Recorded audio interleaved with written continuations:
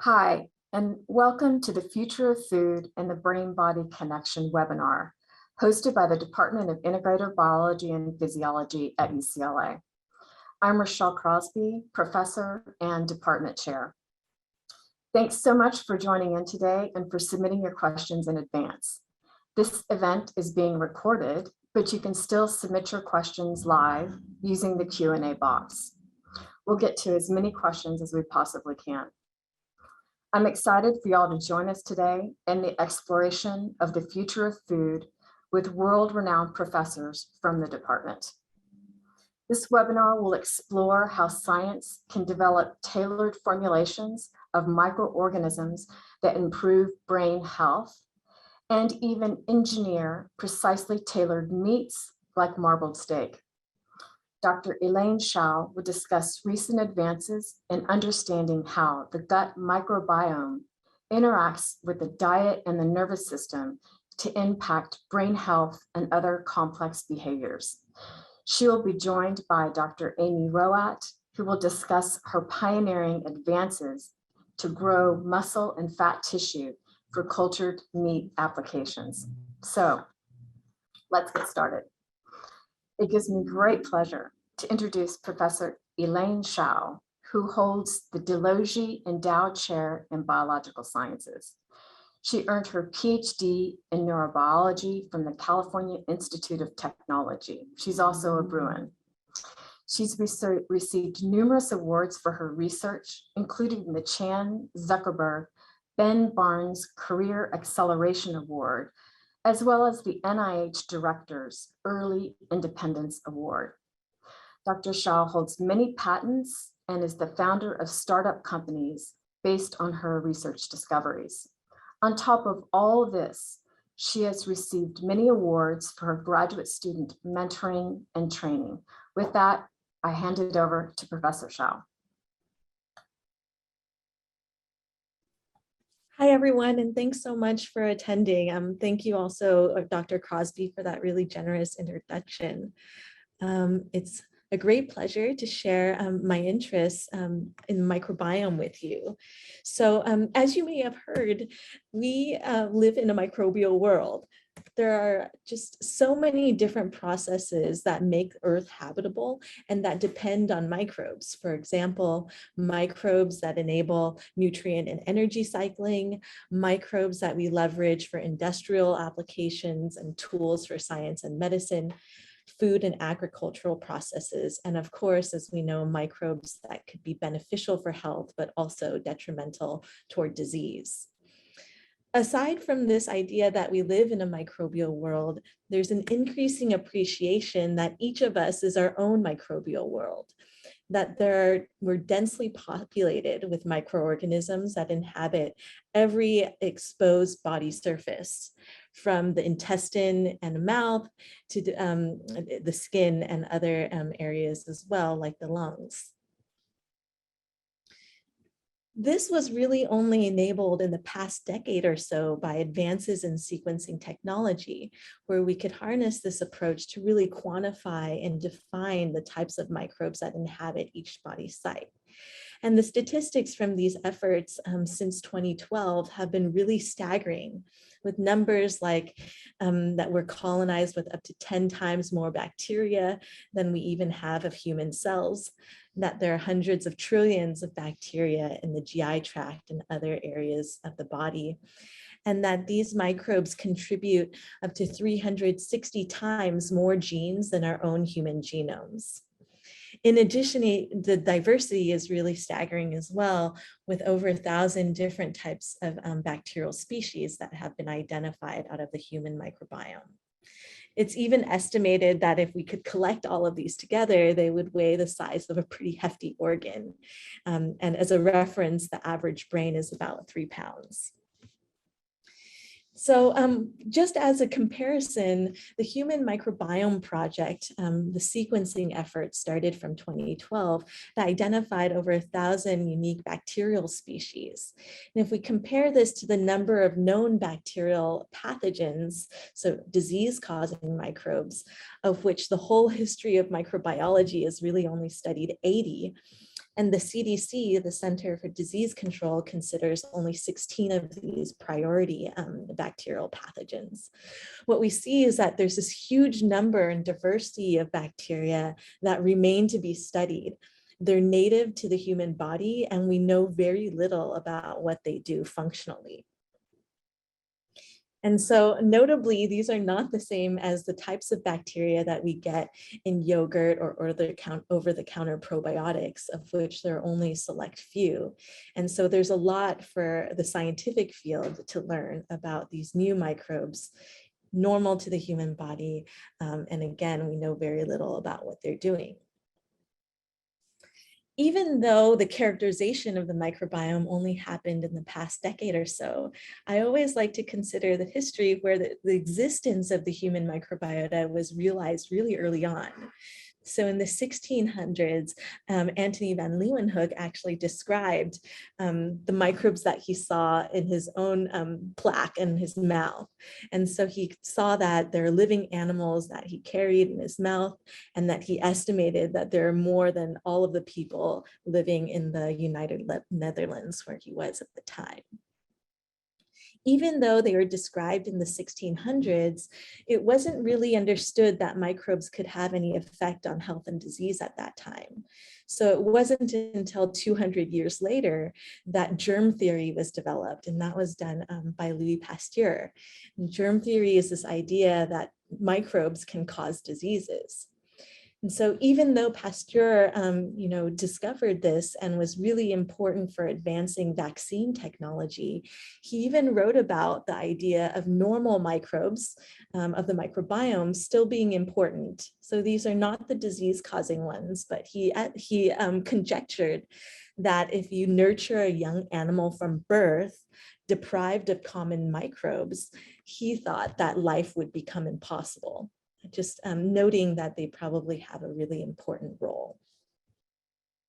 As it turns out, life is actually possible in microbes, in animals that have no microbes. And this was discovered in the 1950s. So the very first germ-free facility was developed in Notre Dame, where they reared animals completely deprived of any microorganisms. And so this is the germ-free facility back in the day was very elaborate. Essentially, the researcher would have to jump into a dive tank of antiseptic and climb out into a super sterile room where animals could be reared as germ-free. And that enables the researchers to really examine what do normal microbes do to health and disease. Thankfully, these facilities are not as complicated now. And in fact, we have one here at UCLA. And this is Julianne McGinn, a researcher from my lab, who really started it up from the ground up. And this is what we call a notobiotic facility. Noto meaning defined, biota meaning life forms. And so what we can do with this really powerful tool is raise animals that have no normal microbiome, but then design communities of microbiomes to colonize them with and really study what individual or groups of bacteria can do to health. Many researchers now use this technology and others that are available for microbiome research. And so researchers in the past decade in studying the microbiome have found that microbes are really important for many fundamental biological processes. So first of all, toward the subject of this talk, microbes are really important for digestion and energy metabolism.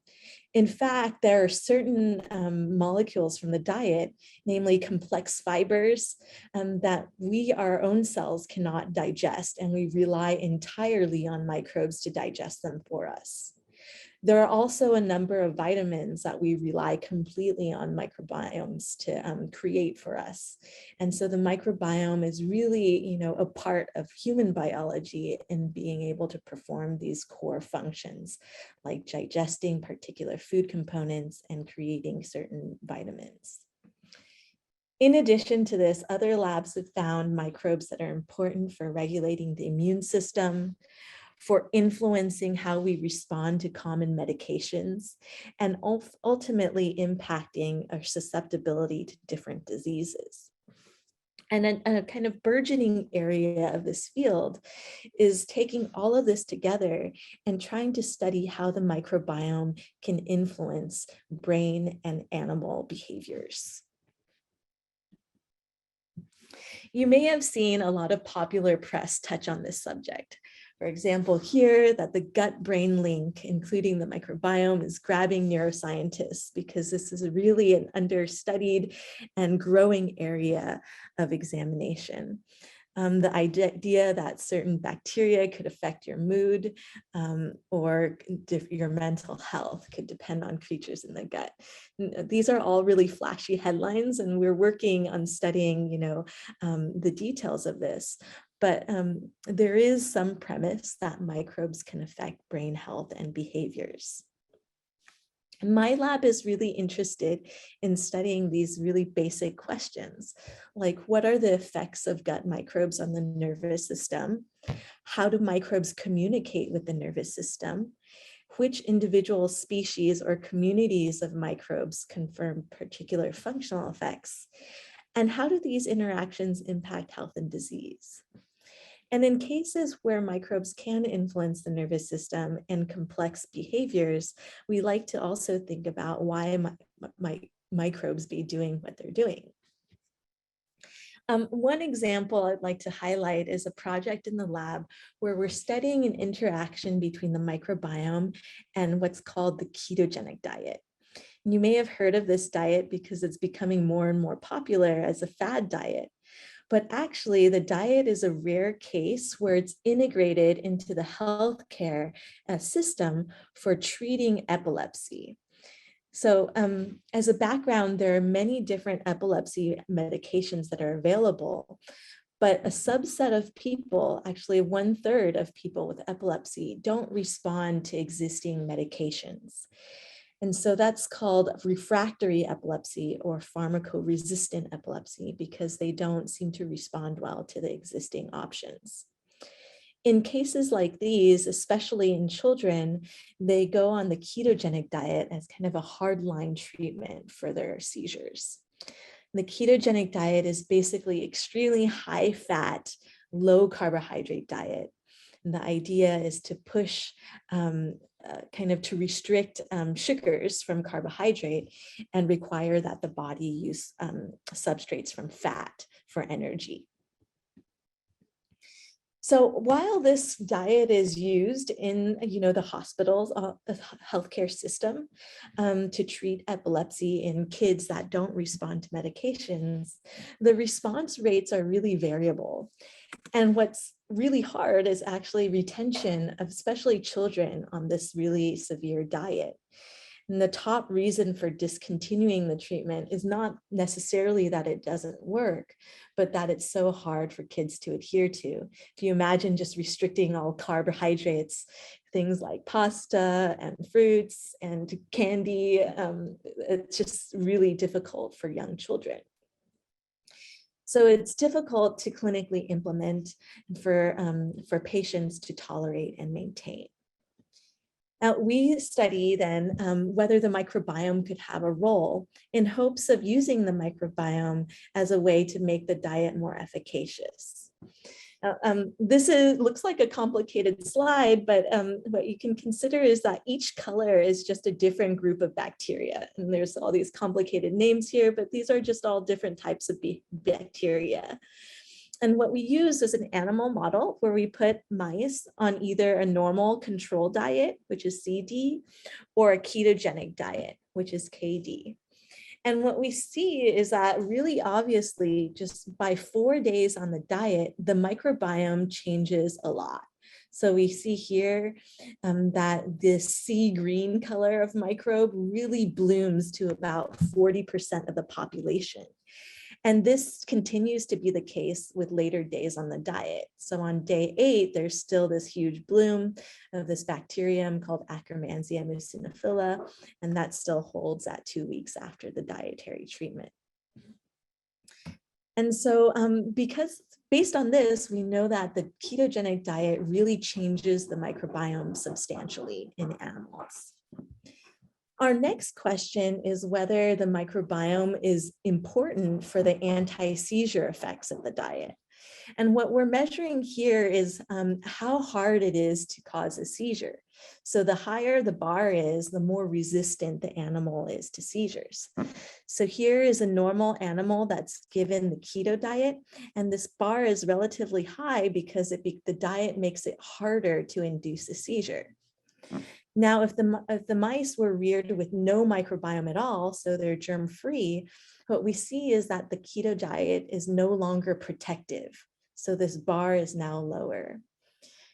In contrast, if we add back a normal microbiome into a germ-free animals, then we see that the keto diet is now effective again for protecting against seizures. So this is telling us that the microbiome is required because in animals with no microbiome, the ketogenic diet is not protective against seizures. And similarly, we can use, instead of germ-free reared animals, we can use antibiotic treatment. So this is to just transiently, deplete the microbiome. And again, here's the protection that we see with the keto diet in blue. And this goes away with a short-term treatment with antibiotics. Again, suggesting that the microbiome is important for the anti-seizure effects of the keto diet in this system. So based on all of these data, I'll just speed through really quickly and just say that this allowed us to look in more carefully about which microbes are changed and to identify the very specific species that help the ketogenic diet be protective against seizures in this animal model.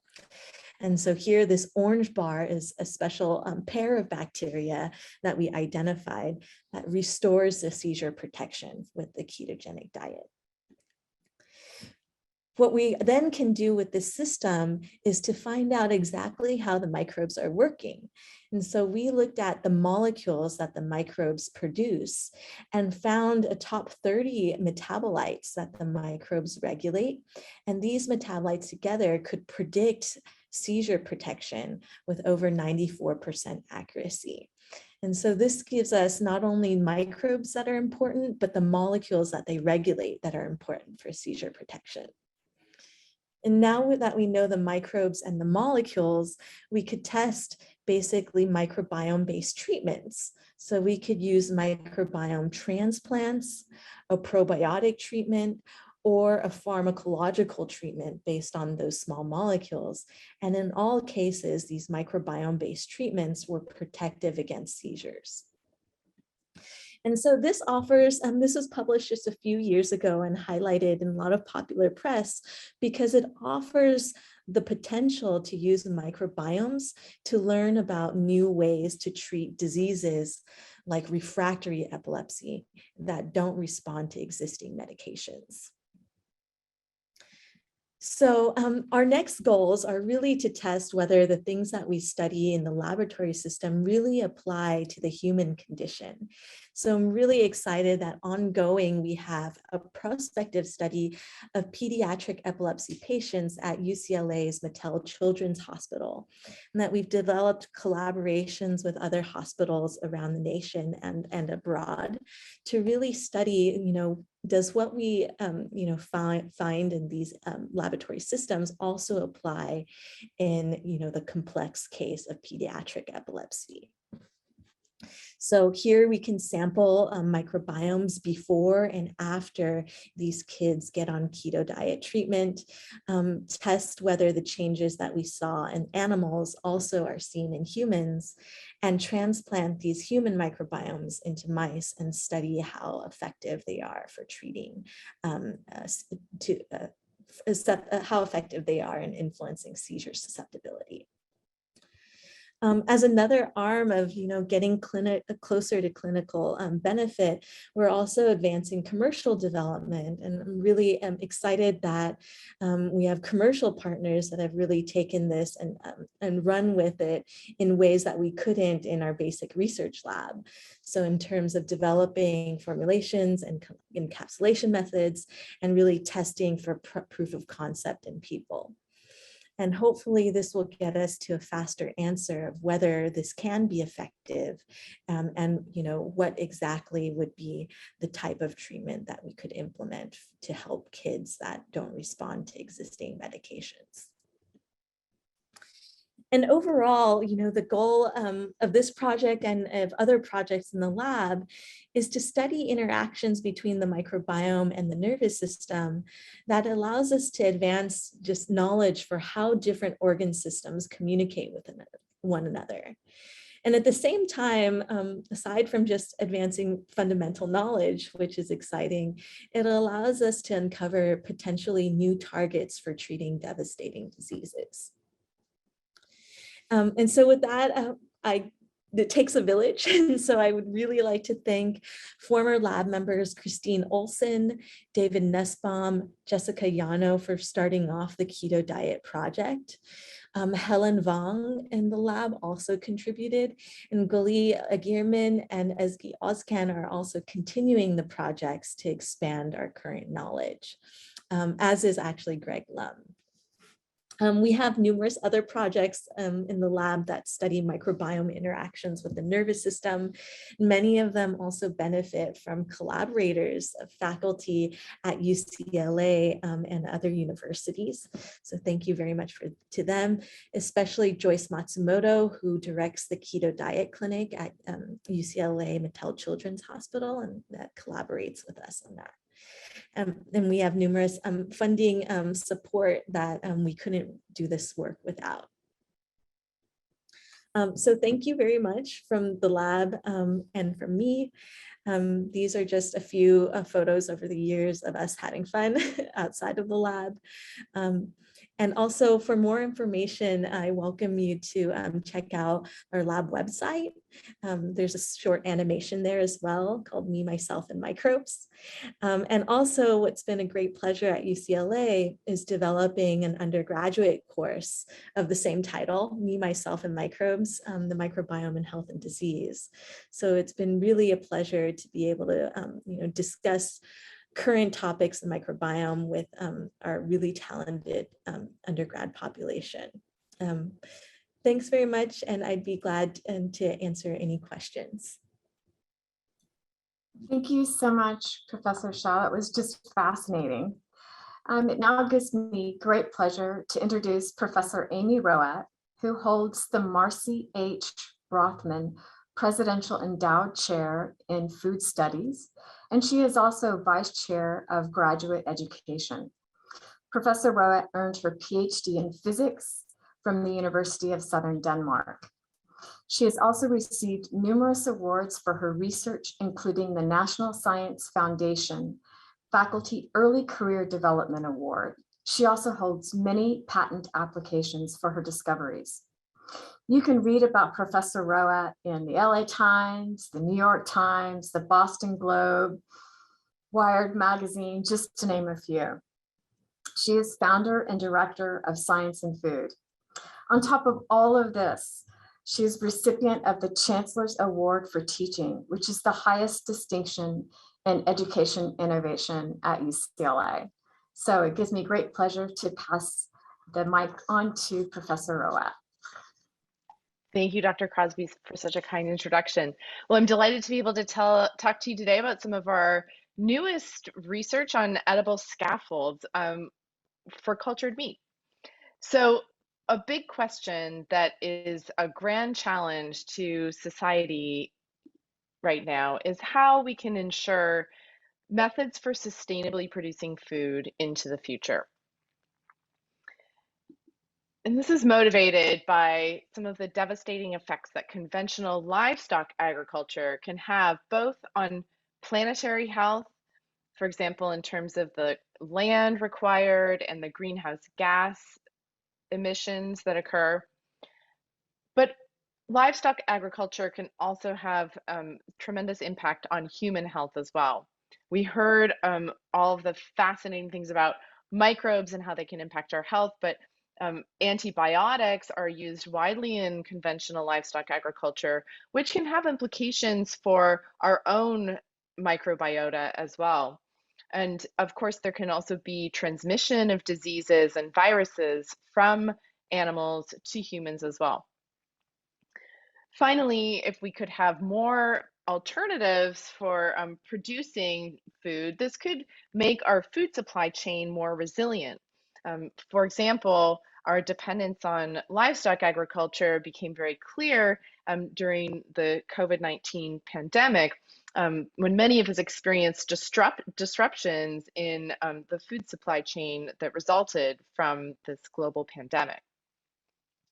So for all these reasons, there's been a lot of push to develop new alternatives for, in particular, protein, which is a very important macromolecule that in the human diet. So I'm sure many of you have already heard about many of these plant-based meat alternatives. So Impossible Burgers and Beyond Meat Burgers are now readily available at fast food outlets across the country. And these use plant-based molecules like pea protein or soy to make a burger that mimics the texture of meat. There's been tremendous growth in, as you can see here, in the amount invested in the sector over the past years. And coming next on the frontier is this class of cultured meat products. Now, cultured meat products are actually real meat products that derive from the animals extracted from a living animal. So by growing the cells from, say, the muscle of a cow, in a culture vessel, this can be used to grow meat products that actually contain those meat cells. So this sounds like possibly a far out idea, but actually the idea of cultured meat has been around for some time. Winston Churchill was one of the first people to write about this concept of growing meat ex vivo, outside of an animal, in his visionary piece here back in 1931. Now, in the past decade, we've experienced a great evolution in cultured meat technologies, beginning back in 2013 with Mark Post's of the Netherlands' first demonstration of a cultured meat burger that was served here in London at the cost of $325,000.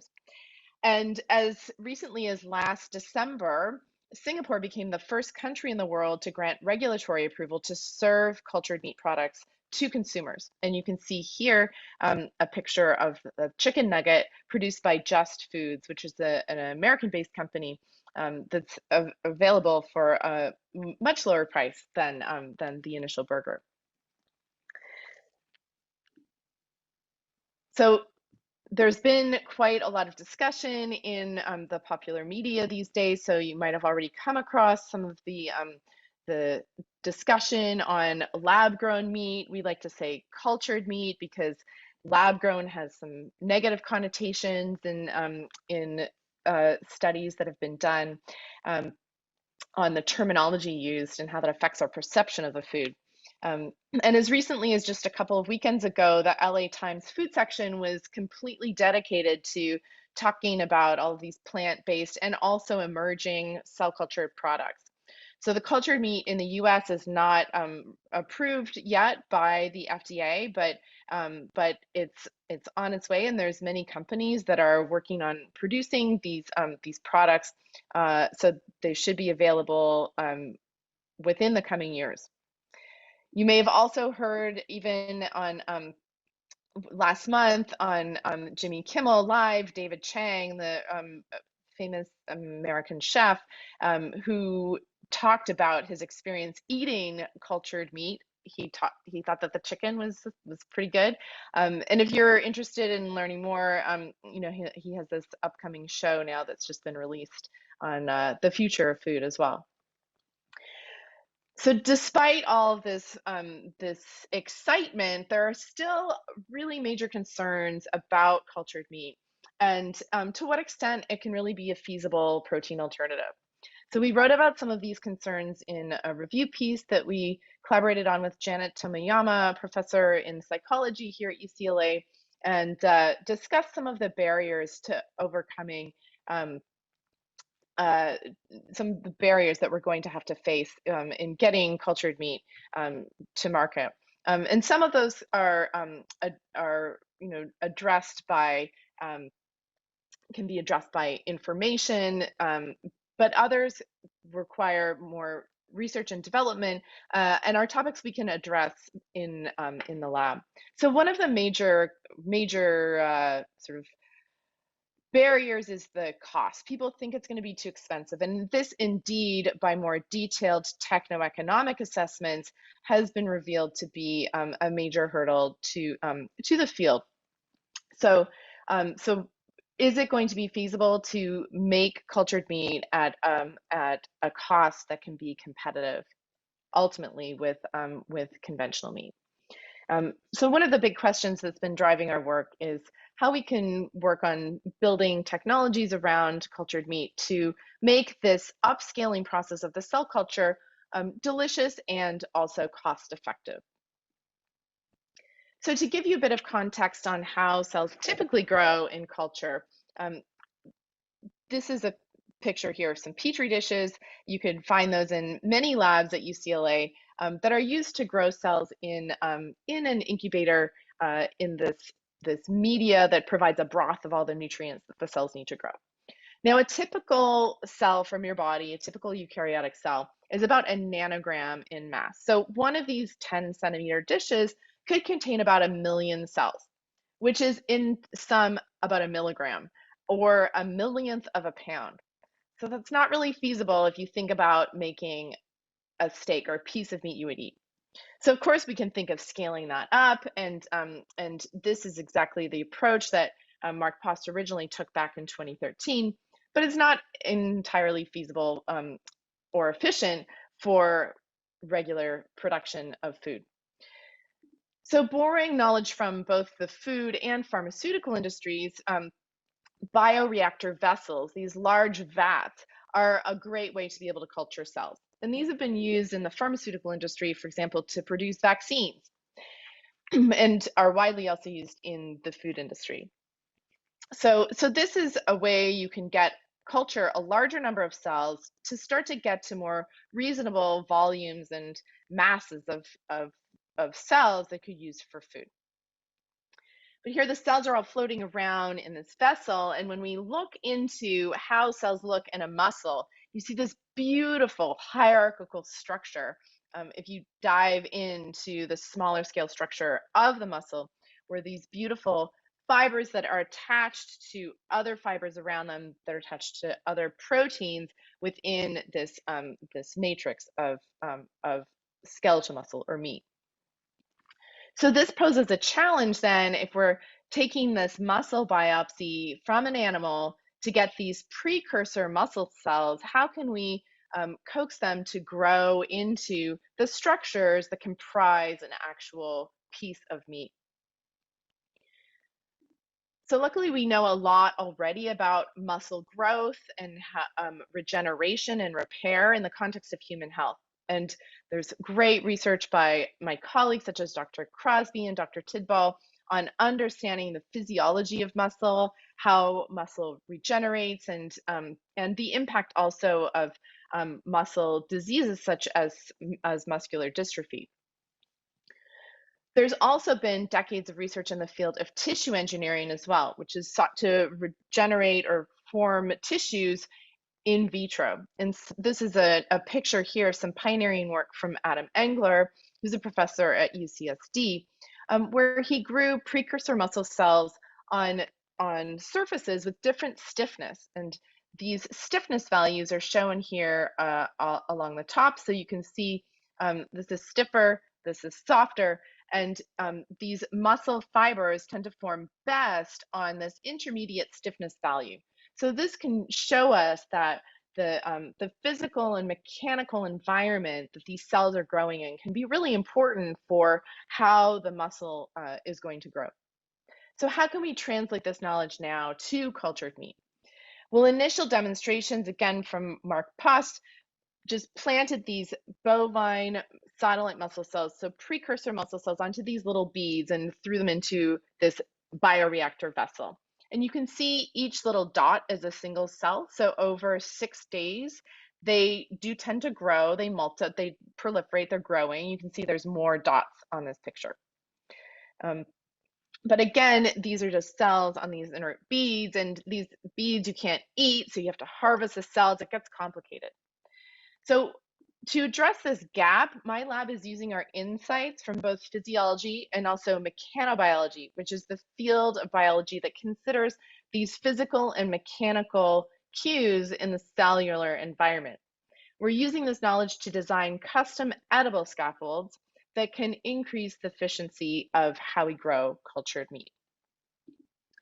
So our lab recently developed an approach to make these what we call edible microcarrier scaffolds. So they're little particles that cells can grow on that we can put into a bioreactor where the cells can grow with these appropriate physical cues that they need to form these muscle fibers.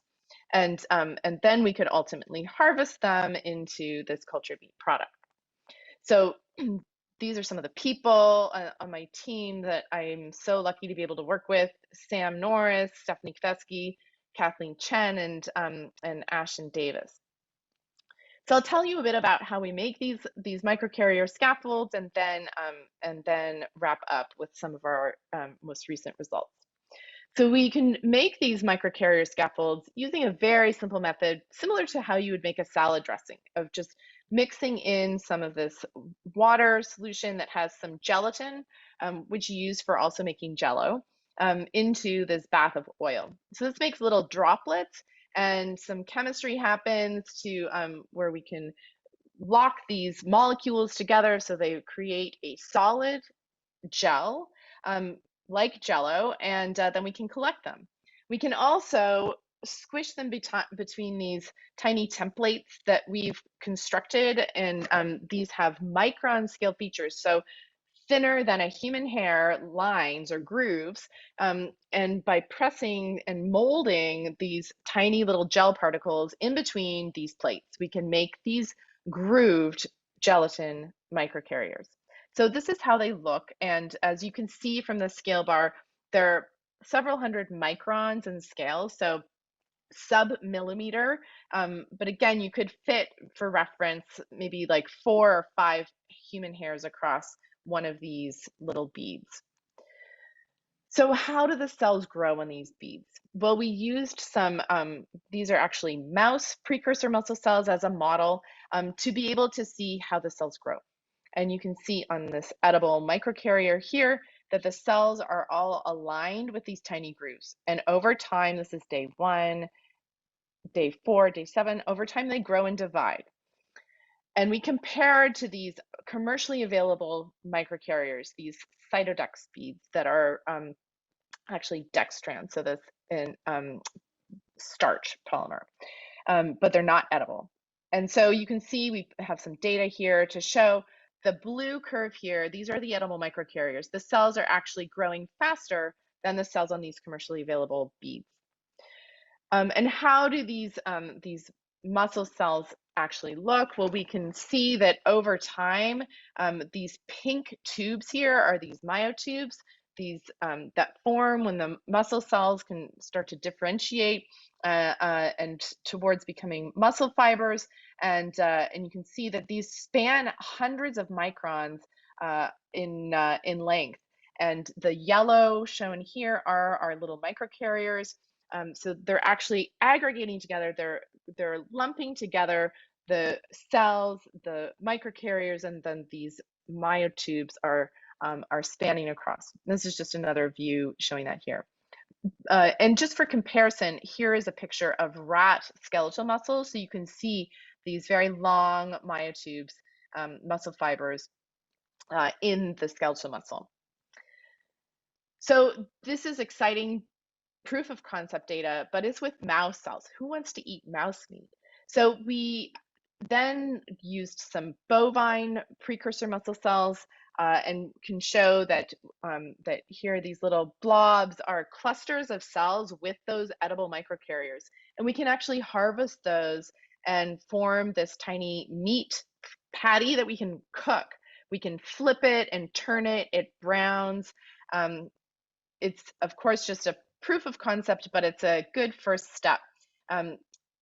We like to joke that, you know, we're still on this very small scale of, if you know this YouTube channel about miniature cooking, there's actually a burger demonstration where they have the bun, the tiny lettuce, they have it all. All right, but in all seriousness, this is an important step that in our research plan towards making cultured meat with tunable fat content. So I've told you here about making the muscle. We're also working on growing fat because we know that fat is a really important component of meat for both texture and flavor, and also health as well. So by tuning the type of fat that we can integrate into our cultured meat here, we're on the way to making ground meat products with tunable fat content, and ultimately structured cuts of meat such as marbled steak. So I'm very grateful to be able to work with a talented team, and I've shown you here some of the work of my team working on the cultured meat project. We are also working quite extensively in cancer biophysics as well, using our same sort of mechanobiology approach, thinking about those physical and mechanical cues that matter. Again, this couldn't have happened without our great funding and team of collaborators. And yeah, if you want to learn more, we have a website, Science and Food, which is an organization that I founded at UCLA to be able to communicate science through food, and also a course at UCLA, 5 size 7, which I have the great pleasure of being able to teach and interact on these topics with very talented UCLA undergraduates as well. So thank you all for your attention, and I look forward to some questions, discussion. Thank you so much, Professor Rowat. That was amazing. A $300,000 burger. I'm just blown away. So the Q&A box, there's so many questions in the Q&A, and I'm really excited to get to them. First of all, Professor Rowat, can you tell us, have you tried that little cultured meat burger? Tell us. I have not tried it yet, but I've been very excited to try it. Full disclosure, we're still using some conventional cell culture methods, which include antibiotics and fetal bovine serum. So we're working towards using some plant-based media, and yeah, now that we're using the bovine cells, I feel a bit better about trying it. I was not very excited about mouse, I have to admit. That's really great. So you've told us so much today about the efforts in creating steak. What can we expect in the seafood world? Are there still these same, are we going to be eating cultured shrimp? It's on its way. Yes, I think more immediately, you know, there's companies in the States working on fish like tuna, which is, there's a lot of environmental reasons why you would want to be able to culture tuna, and so both environmental and health reasons as well, to avoid such heavy metal contaminants. So so those products are indeed on their way, and yeah, I can't wait to try them. Blue Nalu, for example, and Finless Foods are a couple of companies that are working in that space, so also based in California. So exciting. So one of the questions in the Q&A box is, do you think that we'll get to the point with cultured meats, including cultured seafood, to make this really sustainable? Because right now there's a lot of cost, obviously, with the $300,000 burger. Can you tell us, do you think that that's going to be part of the future? This is a super key question in the field right now, and there's a lot of people that have been working on doing both techno-economic assessment and also life cycle assessment, which is a way you can consider all of the energy inputs that go into making a kilogram of beef, for example. So how much electricity, how much gas do you need to power the tractors if you're considering land agriculture, if you're growing cells in a bioreactor, how much electricity do you need to fuel that, how much water, etc.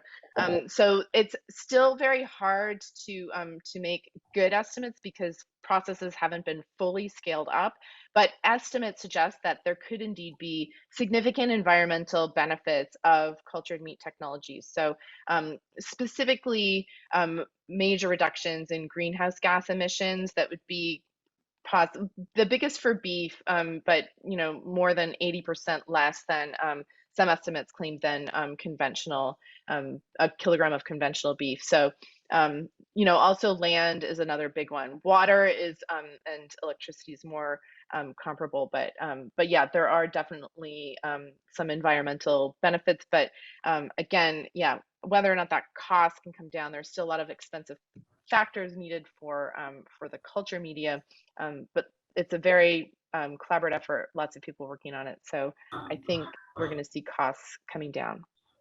So the next question comes from someone who's clearly a sushi lover. So you showed us that you could cook this this meat made in the edible scaffold. What about raw meat or raw fish? Is that going to be a possibility, do you think?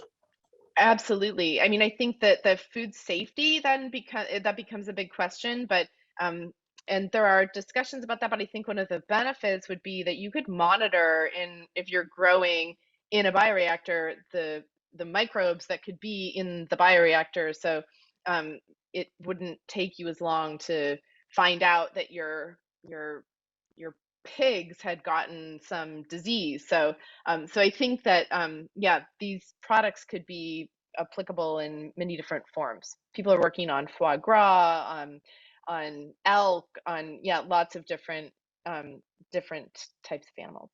It's just fascinating, and to think how they would then interact with the gut microbiome is a whole new layer to that. So one of the questions in the Q&A box, and I love this question, is to Professor Hsiao, and that is, do you think that changes in the microbiome are part of the mechanism for the increased seizures in the first place? That's a really great question. And so in our studies, using just animal models for epilepsy, we use a few of them.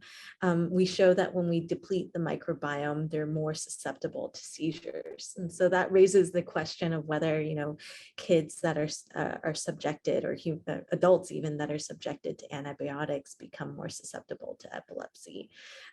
So there are some the antibiotics that are known to actually trigger seizures in people, but it was never thought previously that it was through the microbiome, and people posited that they may have like off-target effects and feed into neurotransmitter related pathways. But I think based on this work, I think more work is warranted to study whether the microbiome could be involved.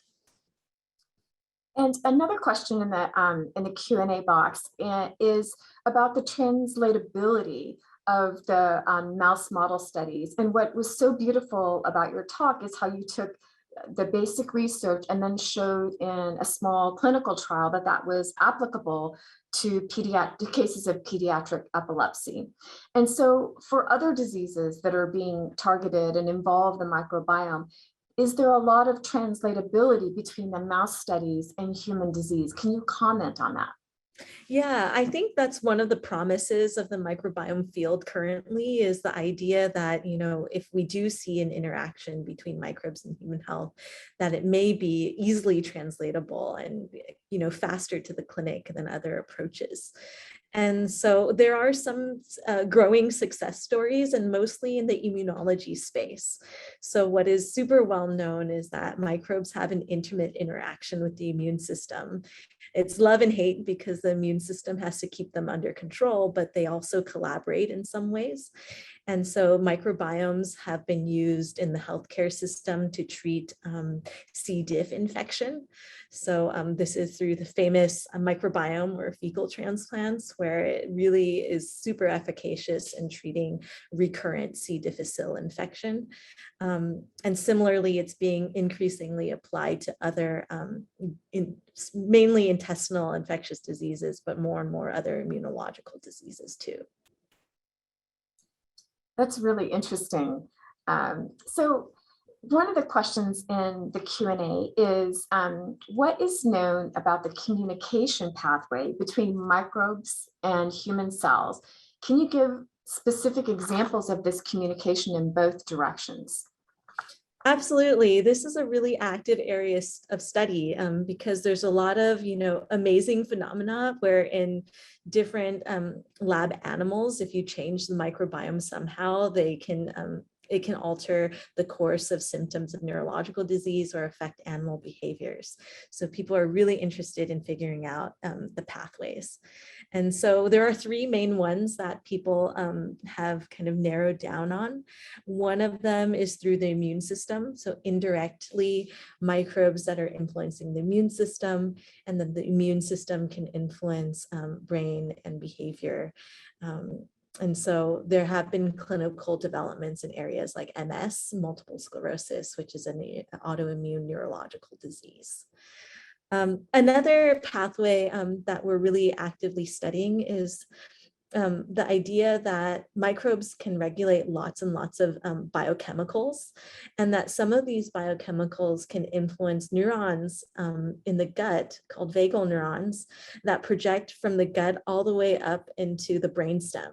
So this is like a direct highway between the gut and the brain. And so we're interested in microbes and their products that can influence neuronal signaling.